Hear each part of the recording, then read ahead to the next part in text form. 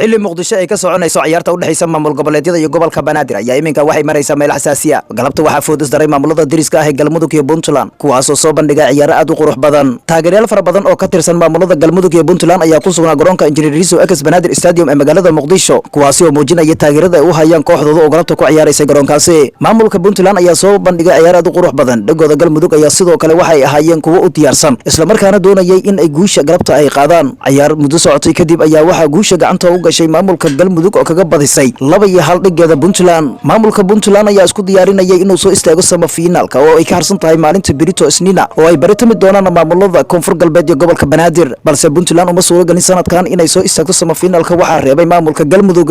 Ciyaartan oo soo bilaabatay 20 bishan aan ku guda December 2020 taasoo lagu daafuray maamulada Galmudug iyo gobolka Banaadir kuwaas oo soo galay barbaro. Sidoo kale 21 ayaa waxaa baratamay maamulada Koonfur Galbeed iyo maamulka Jubbaland waxaana guusha gacanta u gashay Koonfur Galbeed Soomaaliya. Sidoo kale waxaa bartamay maamulka gobolka Banaadir iyo maamulka Hirshabeelle ee waxaa badiyay maamulka gobolka Banaadir waxaana halkaasi ku haray maamulada Hirshabeelle iyo Jubbaland. Si kastay ahaataba ciyaartii galabta ayaa ahayd mid aad u kulul waxaana magaalooyinka Gaalkacyo, Garowe, Boosaaso iyo magaalada Qardho galabta aanan ahayn mid loogu dabaaldegay ciyaarta kadib markii saaxiibadooda amba kooxdooda looga badiyay garoonka Engineer Riso ee magaalada Muqdisho. Magaalooyinka Cadaado, Dhuusamareeb, Guriceel, Balanballe, Cabudwaaq iyo deegaano kale oo ka tirsan Galmudug ayaa caawa waxaa loo dabaaldegaya guusha ay soo hooyeen taageerayaashooda ama ciyaartooyda maamulka Galmudug oo galabta ka gungaaray guushana gacanta ay u gashay kadib markii ay ka badiyeen maamulka Puntland. Sidoo kale maalinta Berito ayaa food isdari doona maamulada Koonfur Galbeed iyo gobolka Banaadir kuwaasi oo hore u soo bandhigay ciyaaro aad u qurux badan. Koonfur Galbeed ayaa hore mar u soo badisay sidoo kalena barbardhac gashay. Banaadir ayaa Galmudug barbardhac la gashay halka ay ka badisay maamulka Hirshabeelle. Isku soo wada duuba ciyaarta semifinalka oo ay ka harsan tahay maalinta Berito Isniina ayaa la filayaa in gobolka Banaadir iyo Koonfur Galbeed middood ay soo istaagaan semifinal. Dadka taxliiliya arrimaha isboortiga ayaa ku tilmaamay ciyaaryahanada u tartamaya maamulka gobolka Banaadir inaysan ahayn kuwo sida u xifrad dheer maadaama ciyaaraha ay soo bandhigeen aanan ahayn sidii loogu talagalay. Koonfur Galbeed ayaa sanadkan isku diyaarinaysa inay noqoto mid soo istaagto semifinalka ama ay qaado bax koobka sanadkan lagu baratamayo ee maamul goboleedyada iyo gobolka Banaadir. Madaxweynaha Koonfur Galbeed Soomaaliya Cabdicasiis Xasan Maxamed Laftagareen ayaa hore u bogaadiyay kooxda Koonfur Galbeed oo ciyaaraysay guushii ay ka soo hooyeen ayna ka badiyeen maamulka Jubbaland. Ismaaciil Abubakar Bulshaab, Kasmaal TV,